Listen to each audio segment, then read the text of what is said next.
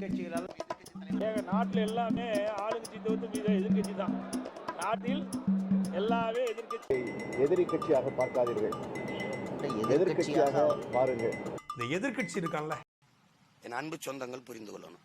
அப்புறம் கொடுத்துட்டு அவன் நல்லா வேலை செய்யல, அது கிடைக்கல, இது கிடைக்கலன்னு பேசுறது தப்பு.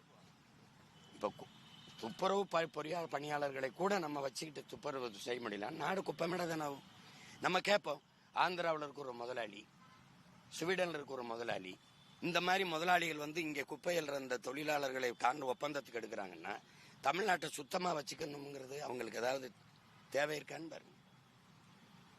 சரி, அவங்க கையிலிருந்து காசு கொடுப்பாங்களா? இல்லை, நம்ம கொடுக்குற பணத்தில் 2700 கோடி, 2700 ஒரு மாசத்துக்கு 270 கோடி அவங்க ஒதுக்குறாங்க.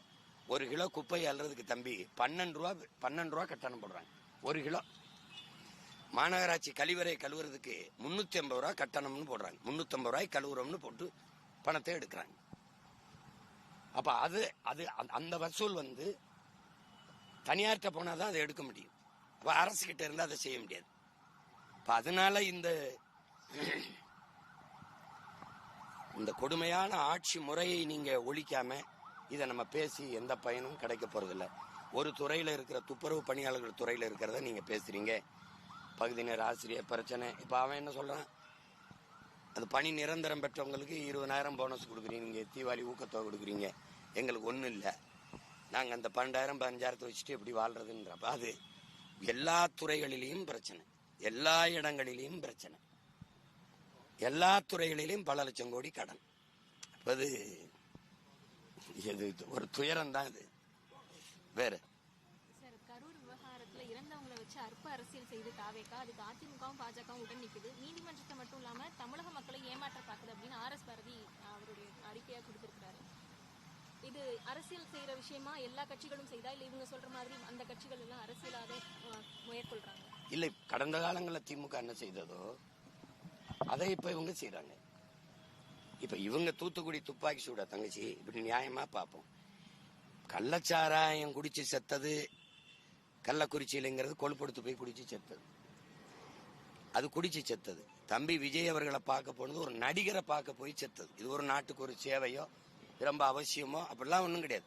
சுதந்திர தினத்துக்கு விடுதலை நாளை போற்றுவதற்கு எல்லாரும் கூண்டாங்க, அப்படிலாம் ஒன்றும் கிடையாது. ஒரு பெரிய இந்த மாதிரி தியாகியை போற்ற போனாங்க, அப்படிலாம் ஒன்றும் கிடையாது. ஒரு நடிகரை பார்க்க போய் அது சிக்கி செத்தாங்க, அதுவும் தேவையற்றது.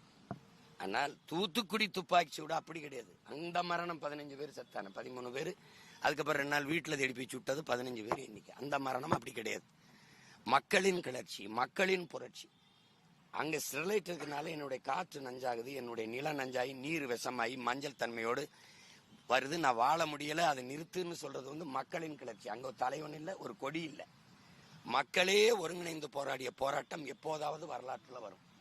அதை ஏன் துப்பாக்கி சுட்டு படுகொலை செஞ்ச? இது வந்து விபத்து, அது படுகொலை அரசு செய்து. அதுக்கு யார் ஏதாவது பேசுனாங்களா? அந்த வீடுகளுக்கு ஏதாவது ஊக்கத்தொகை கொடுக்கப்பட்டிருக்கா? அந்த வீடுகளில் இறந்தவர்களுக்கு அரசு வேலை கொடுப்பேன், அது கொடுப்பேன், இது கொடுப்பேன்னு ஏதாவது சொன்னதுண்டா? இந்த பாரதிய ஜனதா காங்கிரஸ் உண்மை கண்டறியும் உங்களுக்கு ஓடி வந்ததுண்டா? அப்ப அந்த சாவை வச்சு, அந்த உயிரற்ற உடல்களை வச்சு, அந்த ரத்தம் கண்ணீரை வச்சு இந்த திமுக என்ன பேச்சு? அதைத்தான் இன்னைக்கு இது பேச்சு. இதுல இருந்து நீங்க என்ன தெரியணும்? இவங்கள மொத்தமாவே இந்த துப்புரவு பணியாளர் இன்னைக்கு போராட்டிருக்காங்க, இவனை வச்சு இவன் கையில ஒரு இது வச்சிருக்கான்ல, அந்த தொடப்ப கடையை வச்சு தொடச்சு தள்ளணும். அதை தவிர வழி கிடையாது. இவன் மாறி மாறி பேசுவானுங்க. இங்க இருக்கும்போது திடீர்னு புனிதன் ஆயிடுவான், எதிர்கட்சியா இருக்கும்போது புனிதன் ஆயிடுவான். இப்ப ஆளுங்கட்சியா இருக்கும்போது மறுபடியும் என்ன பண்ணுவான்? அதே இது அவர்கள் செய்யவில்லையா, அவர்கள் ஆட்சியில் நடக்கவில்லை. அண்ணா பல்கலைக்கழகம் சொல்லுங்க, பொள்ளாச்சி பாலியல் அப்படின்னு. என்ன நீங்க இந்த படுகொலை, இந்த விஜயுடைய கட்சி சாவ சொல்லுங்க, நீங்க தூத்துக்குடி, இதுதான் இது நடக்கும். இப்ப நானே கேட்கிறேன், இவ்வளவு வேகமா வர்ற பிஜேபி, இந்த காங்கிரஸ், இந்த சிபிஐ விசாரணை, அந்த நீதிமன்றம் தூத்துக்குடிக்கு மட்டும் ஏன் வரல? ஒரு கேள்விதானே. மனு கொடுக்க வந்த மக்களை சுட சொல்லி உத்தரவிட்டவன் எவன்டா? நல்ல ஆன்மகன் நான் தான். அன்றைக்கு தலைமை பதவியில் இருந்த முதலமைச்சர் தொலைக்காட்சியில பார்த்தான் தெரிஞ்சுக்கிட்டேங்கிறாப்ல. அப்ப வேற எவன் சொன்ன? ஒரு போராட்ட வழிமுறையை கட்டுப்படுத்தவங்க எல்லாருக்கும் தெரியும். தண்ணீரை பீச்சி அடிப்பாங்க, தடியடி நடத்தி கலைப்பாங்க, கண்ணீர் புகை குண்டுகளை வீசி கலைப்பாங்க, மீறினா இடுப்புக்கு கீழே சுடுவாங்க. ஆனா கழுத்துல குறிபாத்து சுடுற உத்தரவை கொடுத்தவன் அவன். நெஞ்சில குறிபாத்து சுட சொன்னவன் யாரு? மனு கொடுக்க வந்த மக்கள் கலவரம் தான் செய்வான்னு முன்கூட்டியே எப்படி கணிச்சா? இதுக்கெல்லாம் பதில் இருக்கணும்ல. யாரு சொல்லுவா? யாரு சொல்லுவா? சரி, அதுக்கு ஐயா ஸ்டாலின் அவர்கள் எடுத்த நடவடிக்கை என்ன தெரியுமா? துப்பாக்கி சூழல ஈடுபட்ட அத்தனை அதிகாரிகளுக்கும் பதவி உயர்வும் பணியிட மாற்றமும் செஞ்சதுதான். இந்த கொடநாட்டில் 5 பேர் செத்துருக்கான். அவன் யாரு? ஆப்பிரிக்கால இருந்து வந்தானா? எவனா இருந்தாலும் மானோட உயிர் தானே. கொன்றுகான். யார் கொண்டான்? ஒரு முன்னாள் முதலமைச்சர் வீட்டுல கொலை நடந்திருக்க. எதுக்காக கொண்டிருக்கான்? ஏன் ஒருத்தருமே பேச மாட்டேங்கிறீங்க? அந்த சாவு சகித்து கொள்ளக்கூடியதா? ஆந்திர காட்டுக்களை எங்களை நாயுடு அவர்கள் சந்திரபாபு நாயுடு சுட்டு போட்டார்ல, மரக்கட்டையை வெட்ட வந்தோம்னு. திருட்டு பட்டம் கட்டி கொன்னாரு எங்களை. அதுக்கு யாராவது நிவாரணம் கொடுத்தீங்களா? இல்ல கண்டிச்சீங்களா? உண்மை கண்டறியும். உண்மையில மரக்கட்டை தான் வெட்ட வந்தானா? ஏதாவது விசாரிச்சீங்களா? அது அதிகாரங்களின் பிழை, அது அதிகாரங்களின் தவறு. இப்பவே இந்த தம்பி விஜயுடைய கட்சி கூட்டத்துல நெரிசல்ல செத்தது தேர்தலுக்கு 1 வருடம் இருக்குதுன்னா பேசியிருக்க மாட்டான் எவனும். இதான் சத்தியம். 4 மாசத்துல தேர்தல் வர போதுன்னு அதை பிடிச்சுக்கிட்டாங்க.